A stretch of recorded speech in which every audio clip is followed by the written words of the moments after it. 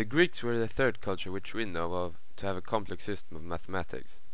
The Babylonians were first, then came the Egyptians, and finally the Greeks. The history of Greek mathematics begins in the 7th century BC. It is very possible that they were influenced by their predecessors, Babylonians and Egyptians. Thales of Miletus is counted as the one who started the development of Greek mathematics. It is not known when exactly he was born, but it is estimated to have been somewhere around 620 BC. He was the first well-known Greek to have tried to explain the world without referring to mythology. Thales used geometry to calculate things like how high pyramids are or how far away from the coast ships are. He worked with and had a great understanding for similar triangles and right triangles. There are actually two theorems called Thales' theorem.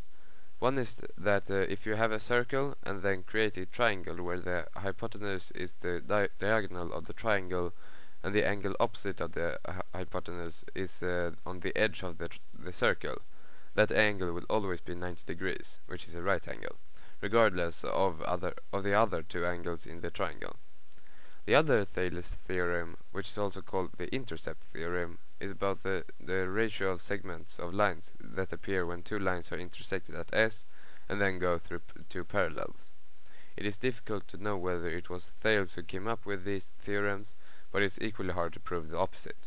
Actually, it doesn't really matter who came up with them. The important part is that we know them now and we can use them, not who originally thought of them. Another extremely important Greek mathematician was Pythagoras. He was born around 570 BC and died somewhere around 495 BC. He is most known for the theorem which bears his name, the Pythagorean theorem. The Pythagorean theorem is used to determine the hypotenuse of a right triangle if you know the length of the legs. It is one of the most common theorems, and I believe that almost everyone in here know it. It's written as a squared plus b squared equals c squared. Pythagoras was not the one who came up with this theorem. That was the Babylonians or the Indians, but Pythagoras is the one credited with creating a proof for it. However, it is not 100% sure that it was Pythagoras himself that came up with the proof either. He was the leader of a cult dedicated to him, and the members of the cult attribute all their work to Pythagoras, so it can very well have been one of those people that came up with the proof for the Pythagorean theorem. Even though these two mathematicians were very important, there is another who is classified as one of the greatest of all time. His name was Archimedes. He was a very impressive scientist. He was a mathematician, physicist, engineer, inventor, and astronomer. He was a mathematical genius. He calculated the value of pi very accurately by using the method of exhaustion. He started off with a circle, and then he drew a polygon so that all sides touched the circle. He then drew another, smaller polygon, the same shape as the bigger one, inside the circle, so that the corners of it touched the circle. He then calculated the distance between the two polygons and repeated everything again, this time with the polygon with more corners. He did this until the polygons had 96 sides each.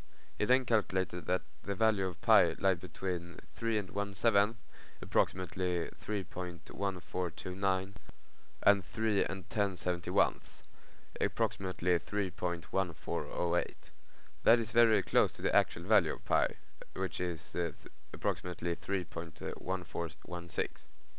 He also came up with a system to write extremely large numbers. It was based on the idea of working with the myriads. A myriad is equal to 10,000, which means that a myriad of myriads is 100 million.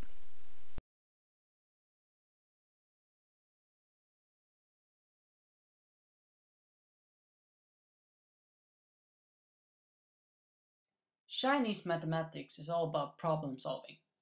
Both methods and techniques were developed for help with small daily problems such as paying taxes, calculating area, and so on. The Chinese government took a great interest in developing good methods for these kind of problems because they had a lot of experience with these kind of problems at that time. The Great Wall of China was planned to be built, their currency was standardized, and they experienced many problems with taxes and salaries being right. So between different times, there were different administrations and different needs. There are two big works from the Chinese mathematics. Sai Shu, which is shown in the left picture, and a book called The Nine Chapters on Mathematical Art, that is shown in the right picture. The first one, Sai Shu, contains about 7,000 characters written on 190 bamboo strips. It was found by an architect back in 186, before Common Era, and is about different types of problem solving. The information on these strips, were mostly useful for someone in the administration department, since they mostly contain how to calculate taxes, how many people to be needed for a certain type of work, and so on. However, a couple of years later, by the year of 100, an unknown author collected 246 different problems and published them in a book called The Nine Chapters on Mathematical Art. It was quite similar to Sai Shu, but was structured in a different way. For each problem, there were a question, an answer, and a method. The mathematical problems in both of these are quite similar to the ones we see today. However, the big difference is how we solve these problems nowadays. Back then, they used to calculate every part of the problem and to get the final answer. If we would get the same question today, we would use an equation and get a more accurate answer. But to make all this information useful, they needed some type of number and decimal system to use in the calculations. And that's why the Chinese developed a decimal system. It was called Shushan and contained 9 different symbols to place in different positions. In that way, tenths, hundreds, and so on were developed. The whole system were developed during the Han Dynasty. That's really how they referred their time periods from the different dynasties they had. Anyhow, they used this system. You needed 2 things, a rod calculus and counting board. And the numerals you would use, called the rod numerals, looked like this. As I mentioned before, there were only 9 different symbols, and you would place them in different positions, like the picture shows. You might think that this system sounds very similar to the one we have today, and it is. The system we use today are based on this system, but we have obviously developed a lot more through time. As you hear, it was mostly about problem solving and getting through those small problems in life. The methods from the Chinese have been developed even more, and many of them are used today when doing problem solving. Equations, formulas, and so on have their birth from the Chinese history and are commonly used by architects, engineers, businessmen, and so on. And to the average person, they have helped to get India. past About many the of same those time as the annoying small civilization problems of in the life. Nile and Mesopotamia, another civilization grew up in the Indus Valley. Mathematics used to solve the problems in the world. Indians made use of the decimal precision system, which they probably taught to the Chinese because they are neighboring countries. A great invention was the number zero. It meant nothing. Zero had not existed earlier in civilizations of the Egyptians, Babylonians, Chinese, or Greeks. Using all the 9 digits could reach some really high numbers. Indians mastered algebra, trigonometry, infinity, equations, and negative numbers. Things like the Indian had invented was discovered in the Western world 1,000 years after. How zero come up? Nobody knows. Nobody knows. A theory is that the Indians experimented with pebbles in the sand. When you took away a pebble, a small hole will appear underneath.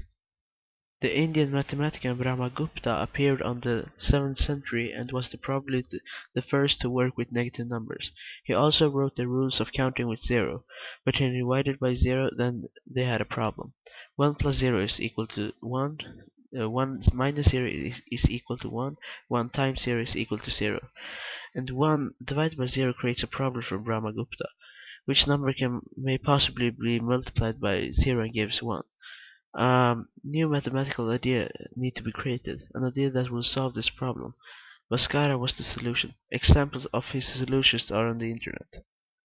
Trigonometry was created in Greece, but India could it as well. Trigonometry, the ratio of formal angles and sides of a triangle.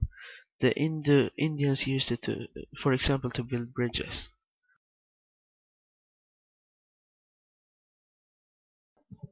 20th century. The 20th century began with a mathematical meeting in Paris, where the German mathematician named David Hilbert set out what he saw as the 23 greatest unsolved mathematical problems in the world. They were named the Hilbert problems, and it seems like the Hilbert problems were really tough because only 10 of them were solved, 7 of them are partly solved, and 2 of them are still unsolved. And they are the Riemann hypothesis and the Kronecker-Weber theorem on abelian extensions. And what about the 4 remaining problems, you think? Well, they were too irrelevantly formed, so they cannot actually be solved. And Hilbert himself was an excellent mathematician, and he was responsible for a couple of theorems. And he was actually a part of the new abstract mathematical thinking. And during the 20th century, people started to get more and more interested in mathematics, and it became a major profession. In the 20th century, there were more paths you could choose in mathematics, such as graph theory and functional analysis. But during the Nazi regime in the 1930s, the anti-Jewish Nazi regime slowly destroyed the mathematics community in Austria and Germany. And this fact made the focus on mathematics transfer from Europe to America, and especially the Institute of Advanced Studies in Princeton. There they wanted to copy the college university in old Europe.